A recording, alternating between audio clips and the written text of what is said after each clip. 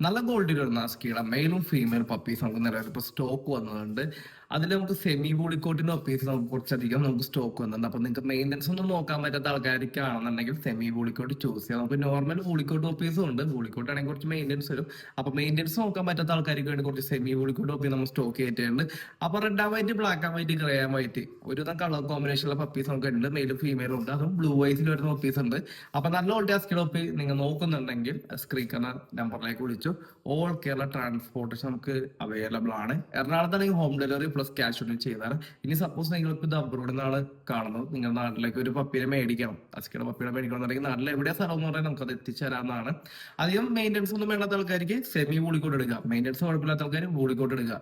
Okay. പിന്നെ AC കാര്യങ്ങളൊക്കെ വേണമെന്നൊക്കെ പല ആൾക്കാരും സംശയമുണ്ട്. അങ്ങനെ ഒന്നും വേണ്ട. നമ്മുടെ വീട്ടിൽ തന്നെ നോർമലി ഇട്ട് വളർത്താനാണ്. അധികം ചൂടുള്ള സ്ഥലത്തൊന്നും കെട്ടിടാതെ നോക്കുക. ഓക്കെ. ഈ പപ്പീസ് അല്ല നമ്മൾ ഇവിടുത്തെ ക്ലൈമറ്റ് തന്നെ ബ്രീഡായി വരുന്ന പപ്പീസാണ്. അതുകൊണ്ട് പ്രശ്നങ്ങളും കാര്യങ്ങളൊന്നുമില്ല. പിന്നെ അധികം വേലുള്ള സ്ഥലത്ത് കെട്ടിടാൻ നോക്കുക.